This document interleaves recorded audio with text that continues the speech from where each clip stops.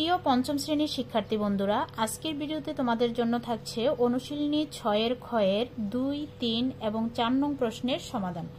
প্রথমে আমরা 2 নং প্রশ্নের সমাধান করব। 2 নং প্রশ্নে বলা হয়েছে একটি হোস্টেলে প্রতিদিন 2 সমস্ত 7 ভাগের 1 কুইন্টাল চাল লাগে। হোস্টেলটিতে এক সপ্তাহে কত কুইন্টাল চাল লাগবে? অর্থাৎ হোস্টেলে প্রতিদিন মানে কি, একদিনে চাল লাগে 2 সমস্ত 7 ভাগের 1 কুইন্টাল। এখন বলছে এক সপ্তাহে কত কুইন্টাল চাল লাগবে। তাহলে আমরা জানি এক সপ্তাহ সমান 7 দিন। তাহলে আমরা লিখব একদিনে চাল লাগে 2 সমস্ত 7 ভাগের 1 কুইন্টাল।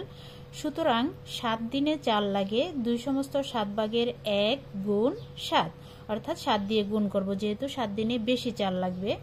এখন আমরা এই মিশ্র ভগ্নাংশটাকে ভাঙাবো, পূর্ণ সংখ্যার সাথে হরের গুণ করব। 7 দুগুণে 14, 14 সাথে 1 যোগ করব, 14 আর 1 15, আর নিচে হরটা লিখে দিব 7। এবার গুণ চিহ্ন দিয়ে 7 লিখব। এই 7 আর 7 কাটা যায়, তাহলে থাকে কত? 15 কুইন্টাল। তাহলে উত্তর 15 কুইন্টাল। এবার আমরা 3য় নম্বর প্রশ্নের সমাধান করব। 3য় নম্বর প্রশ্নে কি বলা হয়েছে? একটি ধাতব নলের 1 মিটারের ওজন 3 সমস্ত 4 ভাগের 1 কেজি। নলটির 5 ভাগের 3 মিটারের ওজন কত কেজি হবে? তাহলে আমরা সমাধান করব। ধাতব নলের 1 মিটারের ওজন হচ্ছে কত? 3 সমস্ত 4 ভাগের 1, বা আমরা এই সমস্তটাকে ভাঙাবো। 3 4 12, 12 আর 1 13, আর নিচে হর 4 আছে, 4 লিখে দেব, অর্থাৎ 4 ভাগের 13 কেজি। সুতরাং ধাতব নলের 5 ভাগের 3 মিটারের ওজন বের করতে বলা হয়েছে। সুতরাং ধাতব নলের 5 ভাগের 3 মিটারের ওজন এই 4 ভাগের 13 গুণ 5 ভাগের 3।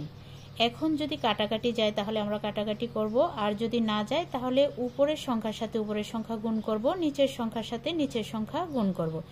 যেহেতু কোনো কাটাকাটি যাচ্ছে না, তাই 13 আর 3 আমি গুণ করলাম, 3 13 39, আর 4 আর 5 গুণ করব, 4 5 20।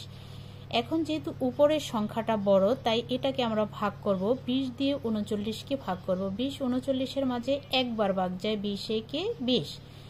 এখন বিয়োগ করলে থাকে 9, 2 আছে 3 হবে, 1 হইলে 19 থাকে। তাহলে এটাকে আমরা লিখতে পারি 1 সমস্ত এই 20 হরটাকে আমরা নিচে লিখব, আর এই যে 19 আছে এই 19টাকে আমরা উপরে লিখব, অর্থাৎ 1 সমস্ত 20 ভাগের 19 কেজি।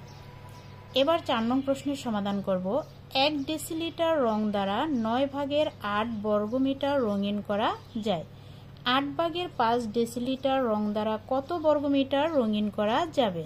তাহলে আমরা কিভাবে সাজাবো? 1 ডেসিলিটার রং দ্বারা রঙিন করা যায় 9 ভাগের 8 বর্গমিটার। সুতরাং 8 ভাগের 5 ডেসিলিটার রং দ্বারা রঙিন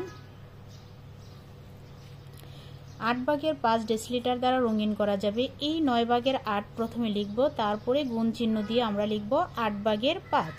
এবার 8 আর 8 কাটা যাচ্ছে, তাহলে উপরে আছে 5 আর নিচে আছে 9, তাহলে 9 ভাগের 5 বর্গমিটার রঙিন করা যাবে। উত্তর 9 ভাগের 5 বর্গমিটার।